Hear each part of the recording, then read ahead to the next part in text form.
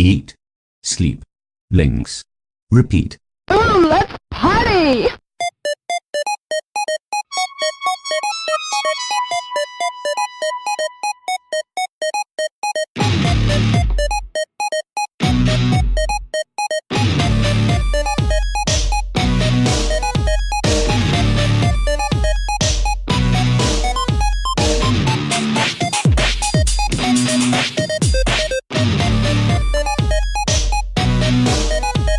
Is your brain big enough?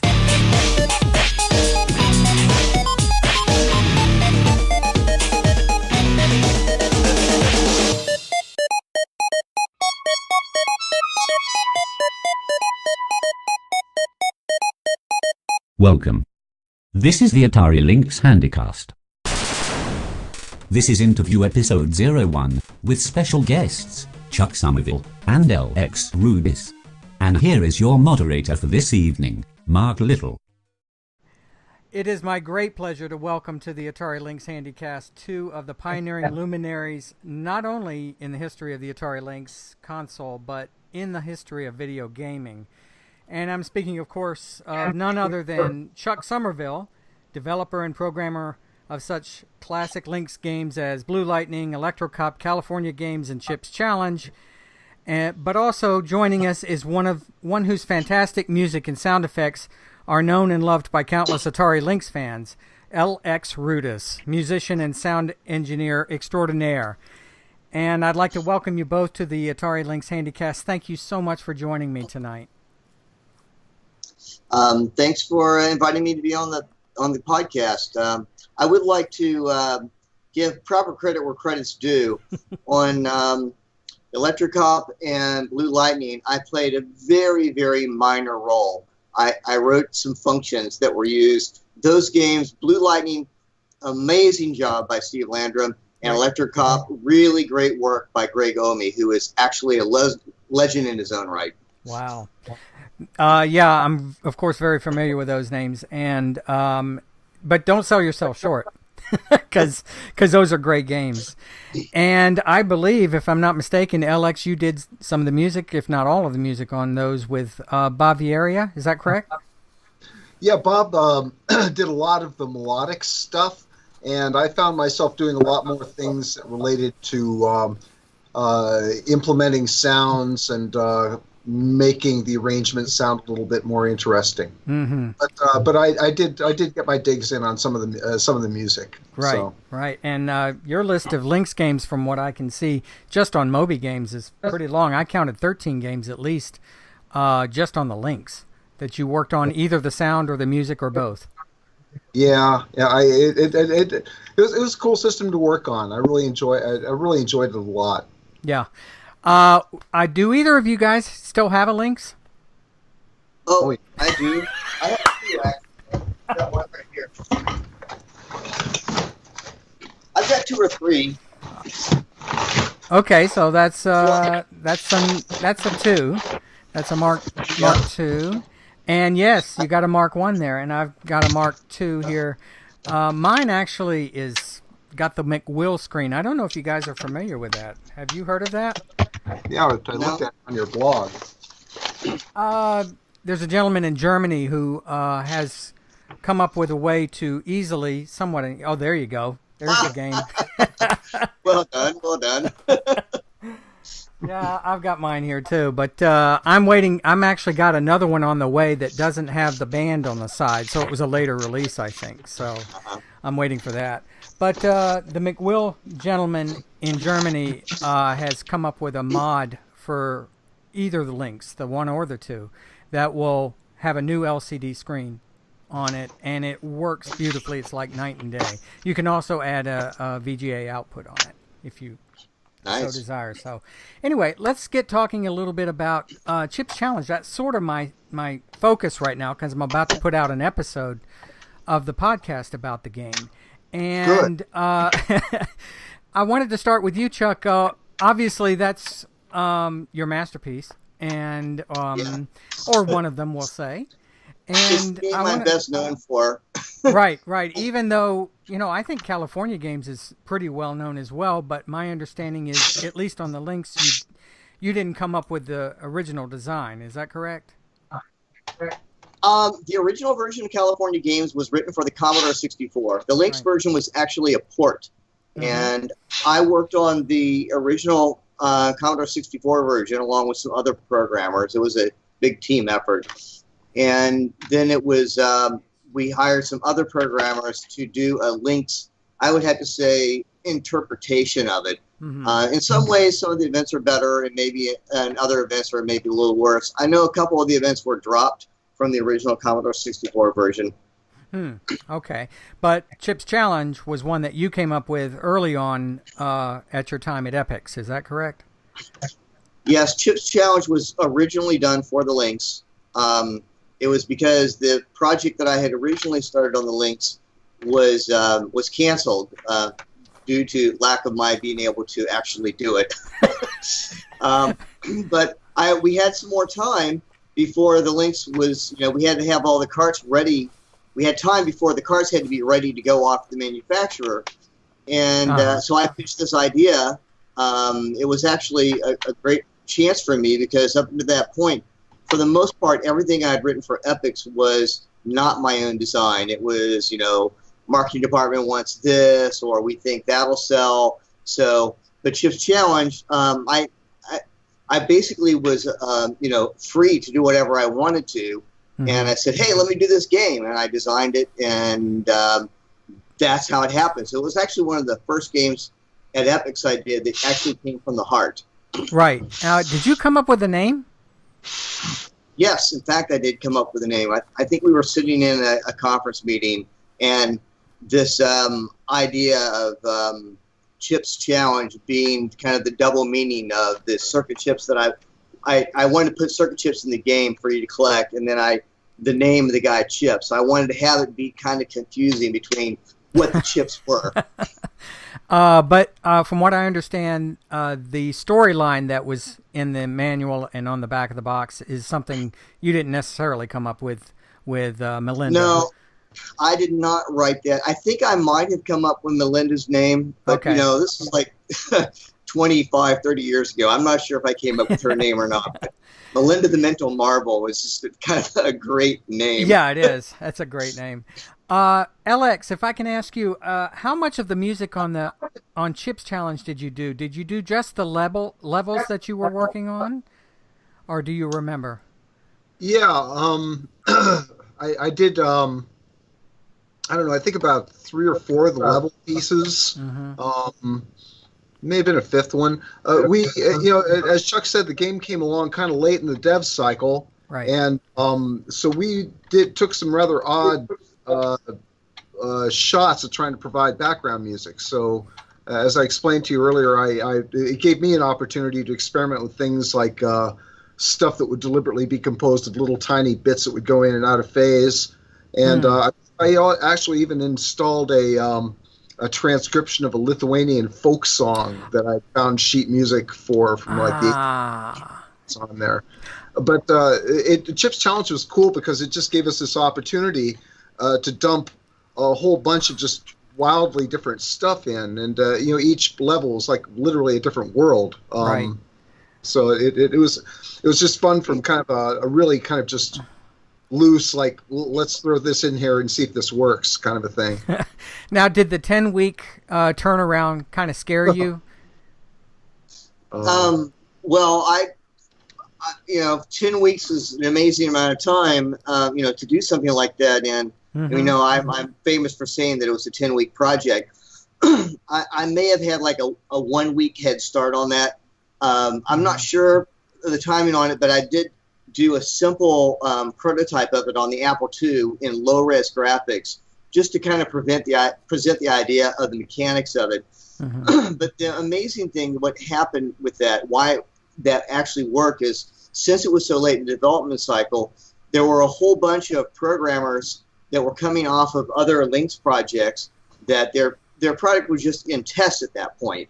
So I had like an army of people helping me develop content, as well as the testers who were finishing up.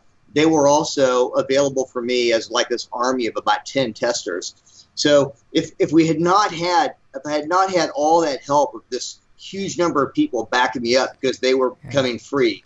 There's no way we could have done that in 10 weeks. Yeah, I don't see, even with that many people, how you did do it in 10 weeks and came out with such a polished game, to be quite honest. Because I know that was tough. And, as you went through the development of it, I've always wondered how the music is incorporated into the game. Is it that the game is more or less designed completely from the beginning, or there he goes. You got it going. That's great. So what kind of interaction was there between you two to get a certain level or the whole game completed? As I recall, the way that worked, I'm sorry, Alex.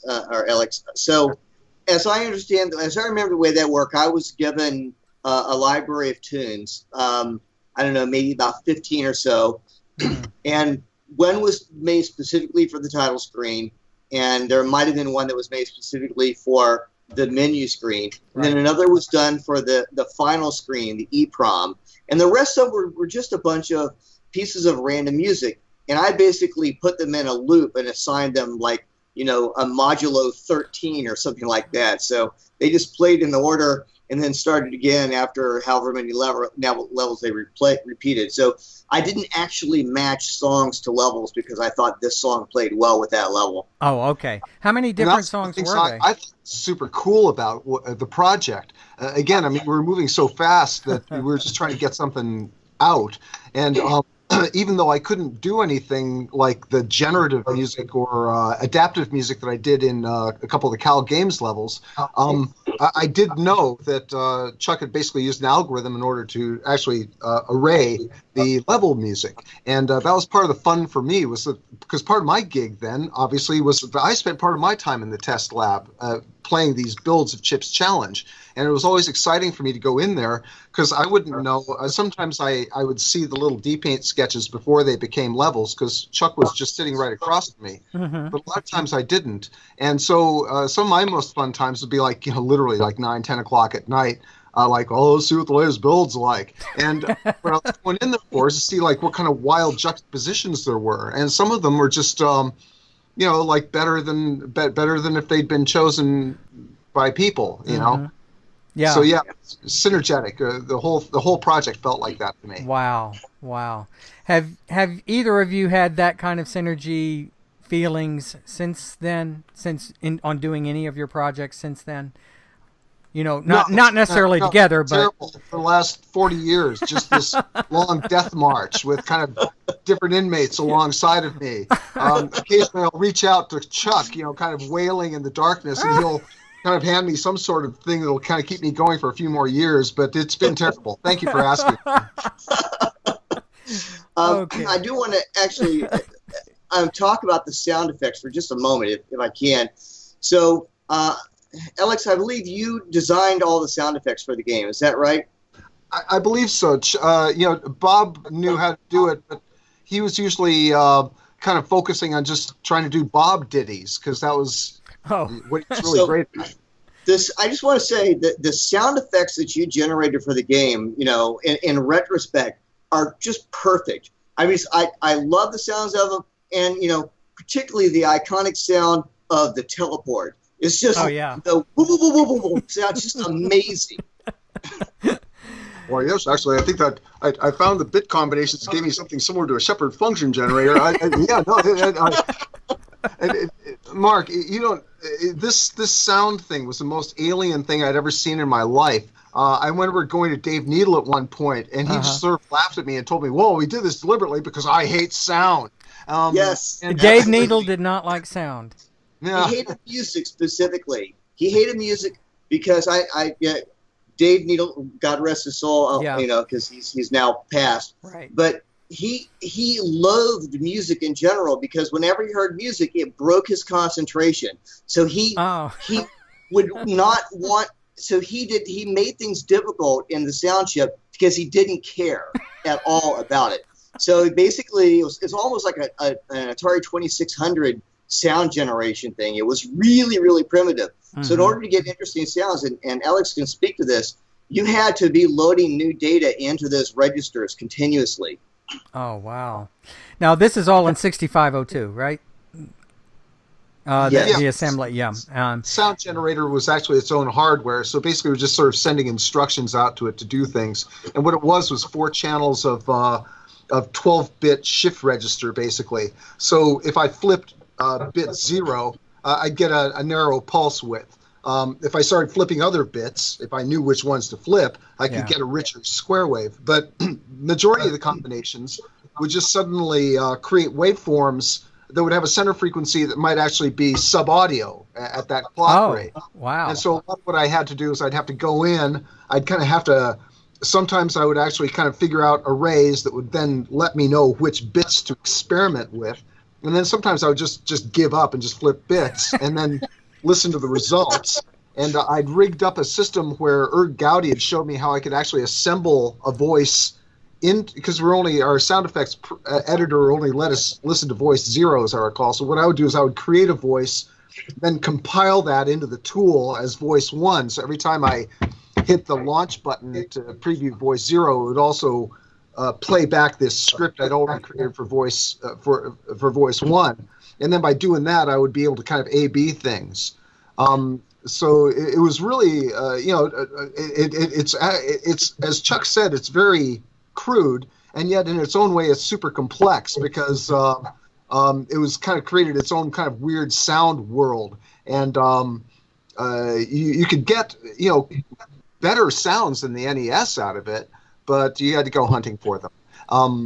Actually, Chuck, my favorite sound effect was after somebody had developed South Pole, which was all ice with a couple of curves in it, basically. And Scott Nelson developed that level. Mm-hmm. Yeah, and you're just out on the ice, like, and so I remember, like, let's see, can I like come up with some sort of looping code? And then I finally just sort of brute forced it and basically composed out something that was designed to like not play back, not loop for something like 30 seconds or something like that.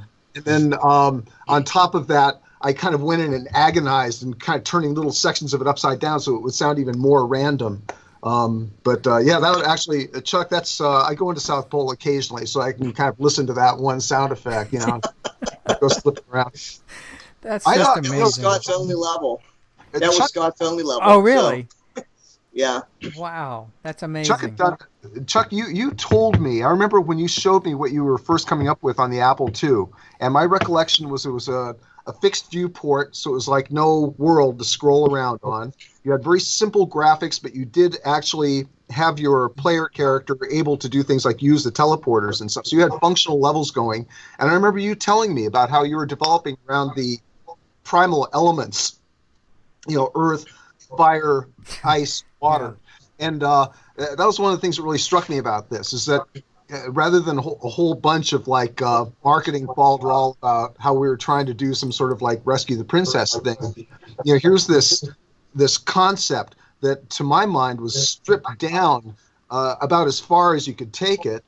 And then the next level, when suddenly we had this dpaint file that was locked down to grid mode, so you had the whole world displayed in a section of the dpaint screen, and then had a little catalog of the maze pieces and NPCs that you could drop into the world.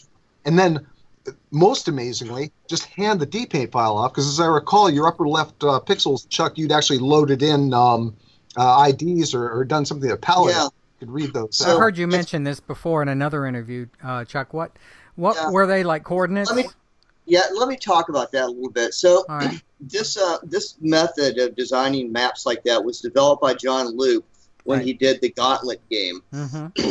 And so he found that he could take the bitmap image out of dpaint, dpaint being deluxe paint, which was an art tool I think produced by Electronic Arts. Mm-hmm. He found that he could take the bitmaps files that were saved from dpaint and he could decode them and get the pixel data out of it. So we came up with a template that had a rectangle for each tile within the game. It was 32 by 32. Right. And then that was on the left-hand side of the screen. Then there was a strip down the right that had all these like kind of icons, but they were the same tile shape. dpaint had a grid mode that would lock it so that when you painted the tile or the brush, it would lock on like 8-pixel or 12-pixel boundaries. So you would grab an entire tile with the in the menu, the palette with your brush, and then take it over and drop it on. And within that, we would use the transparent portion to go around the mobs so that we could see the tile behind it. And then if it was a background tile, it would be completely filled in with no transparency. Mm-hmm. And the background tiles, I believe, the pixels across the top of the artwork were encoded a number, an 8-bit number, which was what tile that was. And then, so you put the tile down, and then those bits would be encoded across the top of the tile. And then you would grab the mob, and its numbers would be encoded across the bottom of the tile, and you drop that on. So then when you get the bitmap back, you could just read the pixels at the top and the bottom of each of the tiles in those positions to generate the data. Ah. So you didn't have to keep reinventing the wheel, basically, every time you wanted to make a new level. Right. So we had the tool. I basically just took exactly the same tool that John Luke had used to generate all his levels for Gauntlet. And I used the same tool exactly to create the levels for Chip's Challenge. And the nice thing was all the levels were actually saved as bitmaps. So you could actually just peruse through the levels by loading them into the editor and looking at them. Mm-hmm. I see. And was Gauntlet also 32 by 32? I can't remember. It was a vertical game. No, I think it was also 32 by 32. Was it? Okay. I think it was the positioning of the readout screen for, what kind of things you have in your inventory that may have made it vertical. So, wow, that's amazing. Now, obviously, Chuck, I think it's pretty well known the problems that you had with getting Chip's Challenge 2 out eventually. But if you want to, yeah, it has been, but you're welcome to touch on it if you'd like. Well, I can reiterate on that. Okay. So I would, after I'd written Chip's Challenge, I would occasionally get contacted by the fan base saying, well, we'd like a sequel. But I never could do it because I was always working for other game publishers like I worked for Electronic Arts and I worked for 3DO. But eventually I left the game industry to go enter the LED, big stuff out of LEDs, which I could talk about later. But at that point, I no longer had any conflict of interest with my employer for making a sequel to Chip's Challenge. So I contacted the people who own the rights at this point, which was Bridgestone Multimedia, and that's a whole story in itself. Yes. But anyway, I contacted them and said, I want to do this. The fans want it. What do you think? Would you guys support this? And they said, sure, go ahead. So I spent about 2 years, and I through emails and talking to the community, I found a group of about 20 hardcore Chip's Challenge players that wanted to be beta testers, or actually probably alpha testers.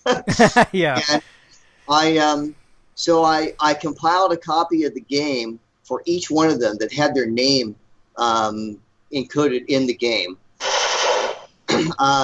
Send it out. I did that so that I knew that if it got leaked, I would know where it leaked from, and they all knew that too. And they all signed contracts too that they wouldn't release it. And I have to say, it's a good thing to say about that community. How honest they were was that nobody ever leaked the game. Yeah. But it was about 20 years later that, well, actually, after the 2 years, I went back to Bridgestone and they said, sure, you give us $200,000 and we'll let you sell the game.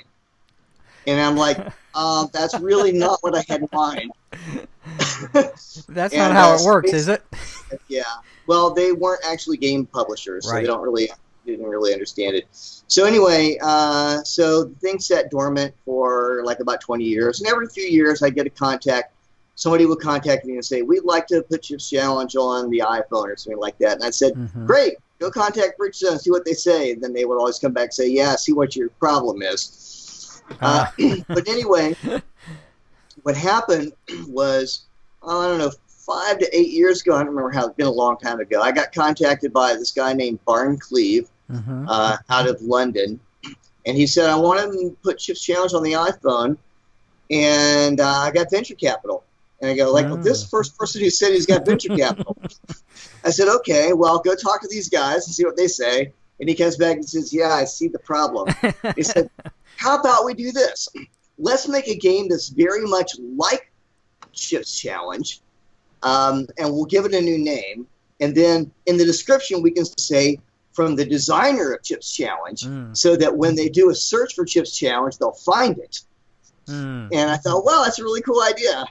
And then he came up with the name Chuck's Challenge, and because I didn't want to actually say that because was it in the back of your mind though that would be a good name? In the back of my mind. Yeah, of course. He said, "Let's call it Chuck's Challenge," and then he gave me this little story for what the storyline would be, that this alien creature who's both an alien and he's a game wants me to abducts me and wants me to design games for him to keep him challenged.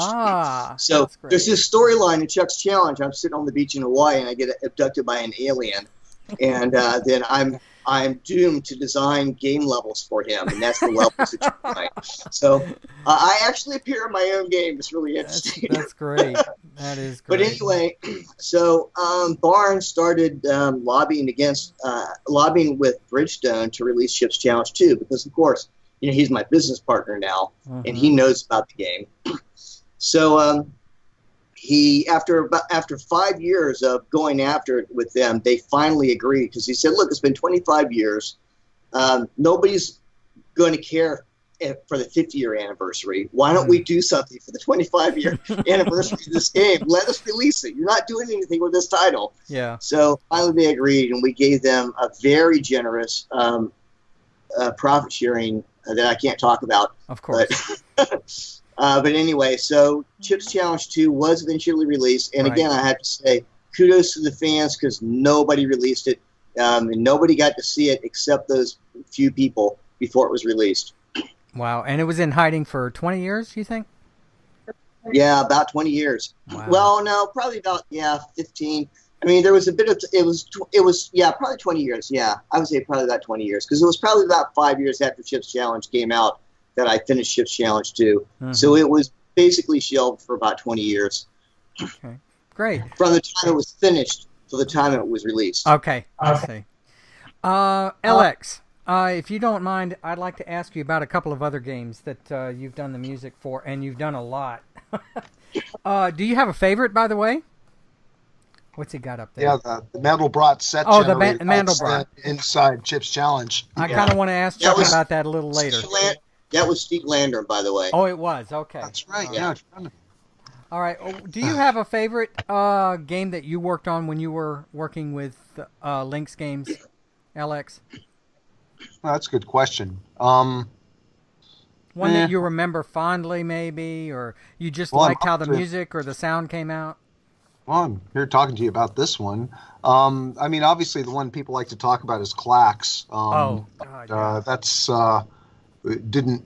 although it used the onboard hardware, it used them in a different way, basically turning the 4 voices into 4 DACs so that we could run 8-bit samples through it. That was from an implementation and creativity standpoint, the tools were really primitive. I mean, basically I was writing notes by creating small files in C and basically, calling out stuff at a pretty granular level, and it was fun. It was really challenging, but it was just the whole experience of actually working with Chuck and just the rest of these guys. I mean, I didn't know it at the time because I was fresh to the game industry, but I was with a whole team of essentially industry rock stars. And all of these people were just absolutely brilliant, and I had this incredible fortune of just being locked into a room with them for about 13 months. Working this was at Epix, right? Oh yeah.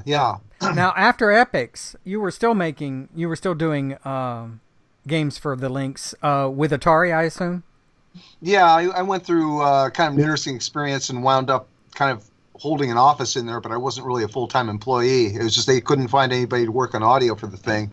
Matter of fact, they tried a few times to try to hire people out from under me and to get me out of there, and didn't. Each time they basically wound up spending money on somebody and then would have them kind of walk away because they just didn't even want to deal with it.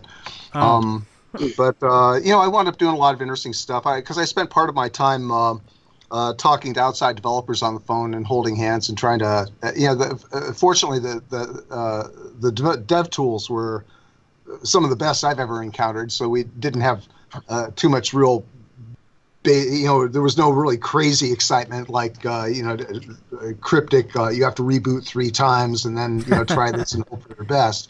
Stuff just worked.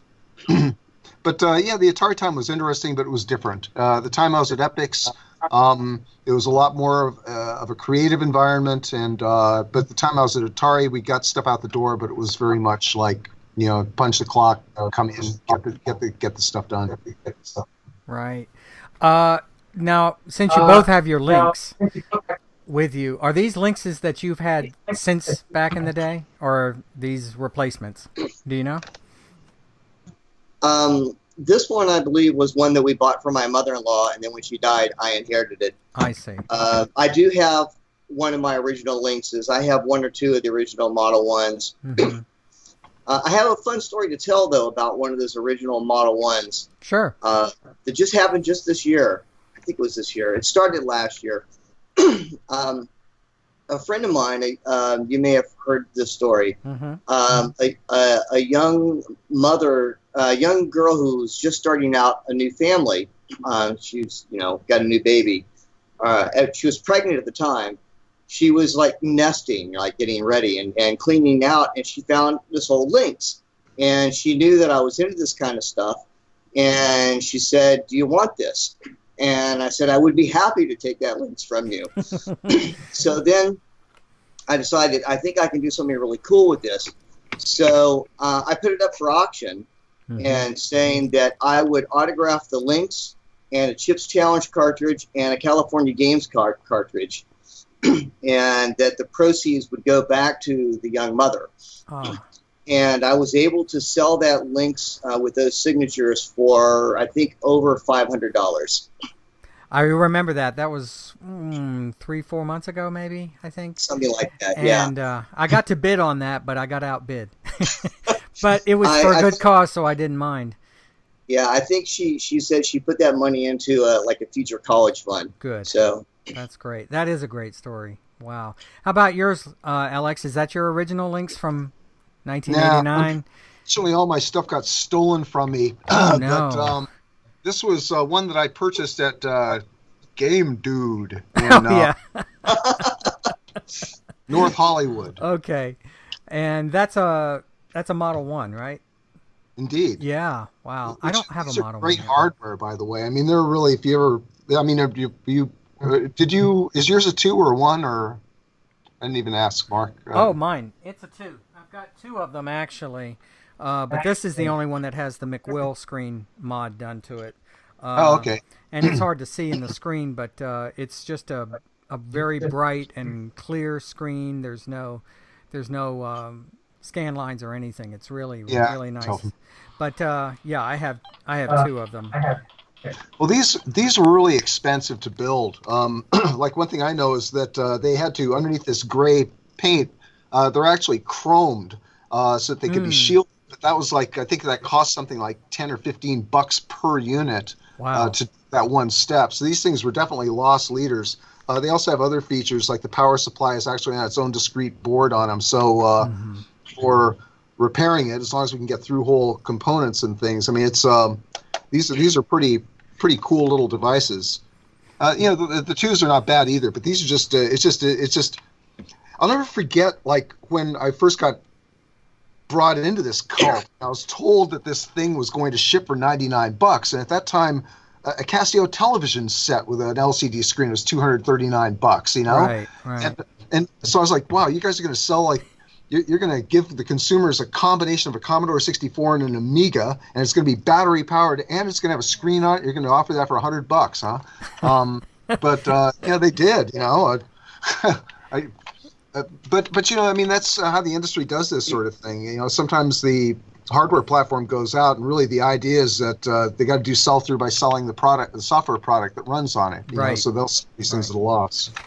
Are either of you Alex, still in the still kind of keeping up with the retro community right now? Either online. I'm on the Facebook group. But mostly I lurk and wait for people to mention me so that I can answer. I see. How about you, Alex? Well, I like Chuck's response. There's a few other like curmudgeonly game types, and so I don't know. It's part of my day gig these days is I actually teach adults who are on the autism spectrum how to get and hold jobs in tech. And actually, if I can give me 1 second, I'll go grab. Sure. Oh, while he's gone, Sure. no, and now I forgot what I was going to say. That's all right. Oh yeah, I wanted to ask him if he remembered the original 4x4 sheet of plywood that the Lynx was on. Oh God. Remember that? Well, I remember you remember that they wouldn't give. I was the last one. I had my own little slab that was just the component that did audio, and then that was like about 1 foot by 2 feet long with all this wire wrap on it. And it was like, I was the very last one to actually get hardware when the thing finally hit silicon. So that was part of my mystification when I was doing this, is that I was being told that this thing was going to cost $100, and yet to my left I'm looking at a big plastic. I was looking at a slab of plywood. Where the original one was on a 4 foot by 4 foot sheet of plywood. It was that they originally prototyped it on, and that was what we were actually doing development work on. I think there were 2 of them. Was it just 2? I thought there were more. 1 or 2. I remember that after it was all done, they stripped out all the hardware off of it, and I actually took the 4x4 sheet of plywood home, and I used it to repair the floor in my bathroom. Oh my God! Oh. Is it still there? It's just somewhere in Newark. I don't know. That is so funny. Wow. That's sort of like legend and sort of, I mean, okay, so I can see in the future some enthusiasts locating that piece of plywood, unearthing it, and then bringing it back and locating period-accurate AUGAT sockets and chips and reproducing the wire wrap based on some little blurry photographs. Yeah, if they can do it in Alamogordo, why can't they do it in Chuck's bathroom? Why not? Yeah, dig it up. Yeah, I do stuff on these days. Oh, yeah. That's cool. Nice. That Yeah, is it's a nice. little Arduino. This is actually kind of obsolete. An Arduino Explora that's got their screen add-on on it. Just comes like this. And, it's funny. There's an Atari Times interview with me out there where I joke about the future when I would be paid to do the crappiest video games in history. And lo and behold, as I was like on some graph paper a few weeks ago, working out a run cycle on a 5x7 bitmap character so I could show how you could do an animation on a standard LCD character display, I realized that I'd actually wound up doing exactly what I said I was going to do. It all circles around, doesn't it? That machine, yeah. Yeah. The game that runs on this is absolutely astonishing. There's like a guy that doesn't look like a guy, and he kind of crouches down or he gets up, and maybe a pixel hits him or it doesn't. It's something else. Wow. Cool. I have about 3 of those. that little display board. Oh yeah, geez. This is Hitachi, I think. Yeah, I don't know. This is actually one of this whole thing that's going on with Raspberry Pis and Arduinos, I think, is one of the coolest things ever. These machines are fast enough, they're approachable enough. There you go. Oh yeah. He's got them. Right. There's a Raspberry Pi. Yes. There's an Arduino TC 3.5. Yes. That's a new Arduino, isn't it? Check that out. Well, this is made by like PC Junior or something like that. So there's the processor part. It's pretty damn powerful, and it's got a micro SD built into the board. It's got a 40-pin socket thing there and the USB. So this is like about $25, but it is smoking powerful. It's so cool. Geez, this is devolving into an Arduino. That's all right. That's all right. But I got one. This is obsolete too, but this is an Adafruit 1.8. That's a 2.8 screen that's got a little built-in joypad, and I've got an SD port on this as well. And man, you can make your own little retro game. Well, that's what I was just explaining. I do actually force strangers to do it. Make little simple things that run around, and it teaches you a whole bunch about. Well, basically, it teaches you a lot about how the modern world works. Yeah. Is really what it does. Yeah. Yes. Now, what are you doing with music now, Alex? I know you're with Edge Note Records. Is that right? Well, it's a pretty loose consortium out there. When I'm working on my own, I tend to do pretty experimental stuff. Yeah. I tend to focus on using cobbled together hardware or strange old archaic things, and but I stay active. I do I play live once a week these days. That's great. Part of what I'm doing with the Arduinos is there's an odd little hybrid project that a friend of mine, Darwin Gross, came up with that basically turns Arduinos into virtual analog synthesizer modules that can be patched together with patch cords. Right. And so I've been kind of working in the background on a project involving that, and just basically stay active, and continue to have fun. That's great. Cool, quirky stuff. And Chuck, obviously you're with Kaibo, right? Kibo. Kibo. I'm so sorry, I said it wrong. Kibo works. Yeah. So as I said, 20 some odd years ago, I left the game industry to make stuff out of LEDs with one of my best friends, Kevin Furry. Mm-hmm. He was also worked on the California games for the Commodore 64. Mm-hmm. Anyway, Kevin and I started this business making stuff out of LEDs, and we continue to make stuff out of LEDs. We've been able to keep that business going, although this is the second iteration of our company. Mm-hmm. The first one was called LED Effects, and we started out making jackpot progressive signs for Indian casinos, and then we did some slot machine work. Then we moved on into making messaging signs and stuff, and then doing custom artwork pieces, and eventually we got the attention of Philips Lighting, and they had us build the lighting modules for the Times Square Ball. Right. Wow. That's a big gig. Yeah, that's a big gig. So we built the Times Square Ball for the 2007-2008 year, and then 2 years later they had us redo it at twice the diameter for the 2009-2010, and that ball has been on display ever since. We're in negotiations to do it a third time. Don't know if that will go through or not. Is that to be a bit even bigger than that one? No, they the first time we did, they wanted it to be bigger and slightly more resolution because they wanted it to be more weather resistant because they wanted it to be on display 24/7. So you can see it any night in Times Square. But this time we want to increase the resolution, and hopefully, if we can sell the idea, bring in some social networking aspects into it. And I won't go into all the detail behind that at this point. But so we did that. We also do a lot of artwork, like for public art pieces. And one of our major artists that we work with is an artist named Jenny Holzer. And she's well known for doing artworks which are basically like messaging signs. And there was a story about, in one of Dan Brown's latest books, he talked about one of her pieces in Europe, and he actually describes the artwork and says it's to Jenny Holzer, and I'm like, wow, that's really cool. We built that, and it's in Dan Brown's book. I think the book is Origin, if I'm not mistaken. I think that's his latest, but wow, that's amazing. So we built that, and we're just getting ready, I guess this Saturday, to unveil her latest piece in San Francisco at the new Transbay bus terminal. There's a piece, you can go see that. It's a big U-shaped piece that's up on the glass windows between the grand hall and the bus deck. Wow, that's great. So you've obviously been keeping busy too.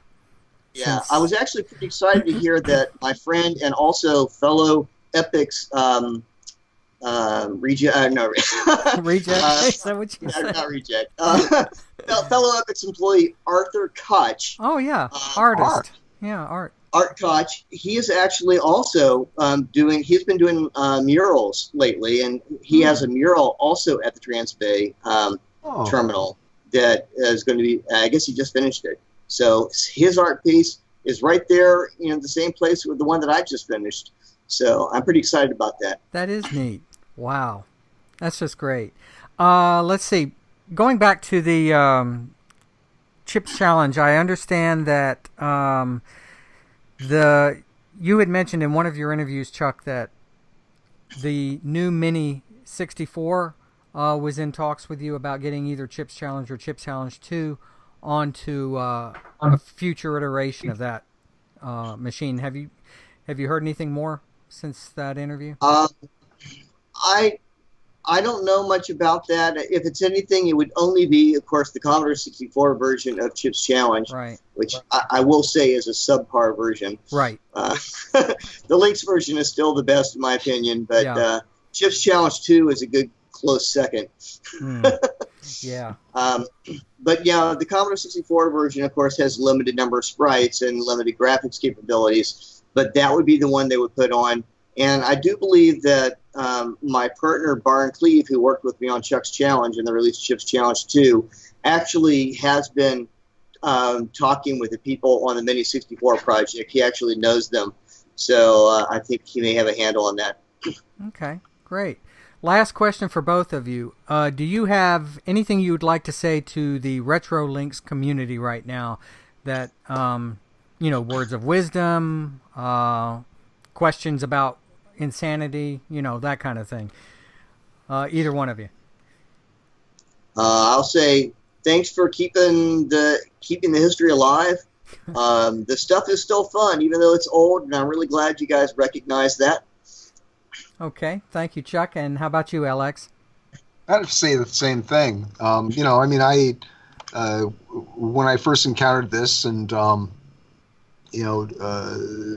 found myself working on this machine, I was still sort of thinking I was heading other places. And it's been rather interesting to see how this is still something which, well, as you did tonight, when people reach out, it's pretty gratifying to do something and discover that it actually is still giving somebody fun decades later. You can't aspire to much more than that. Yeah, I would agree with you on all of that. Of course, we love the work that you put into these games 30, 25 years ago, and that you're still supportive now, if I can speak on behalf of the community right now. So, gentlemen, I really appreciate the time that you spent with me tonight. It's just a thrill for me to even be able to talk to you guys. And, I will let you know, of course, when I get this episode out so that you can take a listen or take a look. If you want me to put it on YouTube, I can do that. It's totally up to you. But, I just want to thank you so much for spending the time with me tonight and talking to the community. Oh, you're welcome. All Thanks right. for having me. Gentlemen, thank you. Have a good evening, and we'll be talking to you soon. Thank you. Okay.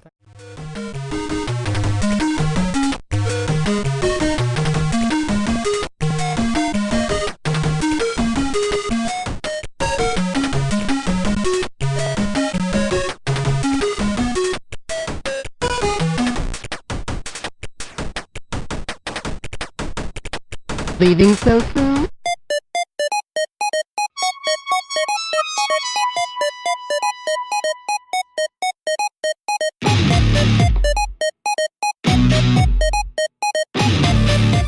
Thanks are in order for the Free Music Archive, which allows for the song 8-Bit Core by Tegirajus to be used as the opening and closing theme music for the Atari Lynx HandyCast under the Creative Commons license. I would also like to thank Ferg of the Atari 2600 Game by Game podcast, Shinto of the Atari Jaguar Game by Game podcast, and Zerby of the many Zerbinator Land podcasts, including the excellent Please Stand By podcast. The help and inspiration that Ferg, Shinto, and Zerby have provided in my brief podcasting experience are invaluable to me, and I really appreciate it. Finally, I would also like to give my heartfelt thanks to my beautiful wife, Lizzie. She has put up with me and with this strange podcasting thing with the patience of a saint, and I could never fully repay her, but I will definitely try. Nudge, nudge, snap, snap, grin, grin, wink, wink, say no more.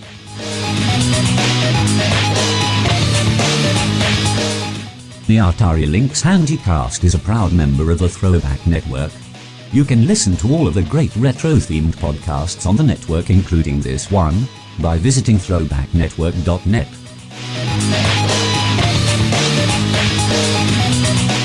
Episodes of the Atari Lynx HandyCast can be found on Apple Podcasts. Please take time to leave a review of the Atari Lynx HandyCast on Apple Podcasts so that other interested listeners can easily find the HandyCast. You can also find the Atari Lynx HandyCast on Stitcher, on Google Play Music, and on TuneIn. While you're at it, be sure to check out the Atari Lynx HandyCast website at atarilynxhandycast.net.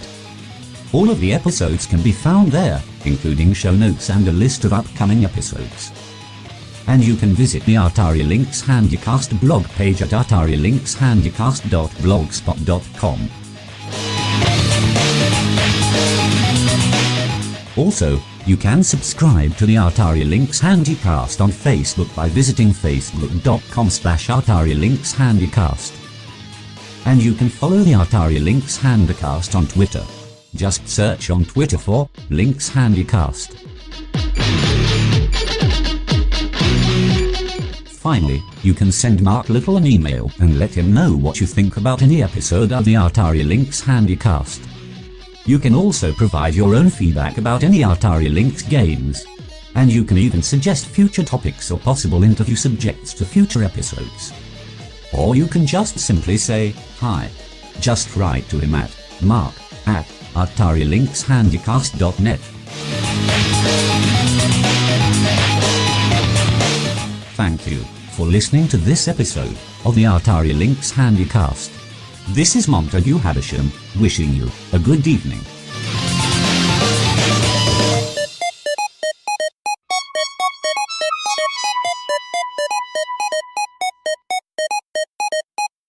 The Atari Lynx HandyCast is made possible by a grant from the Telesearch Group and by the generous support of listeners like you.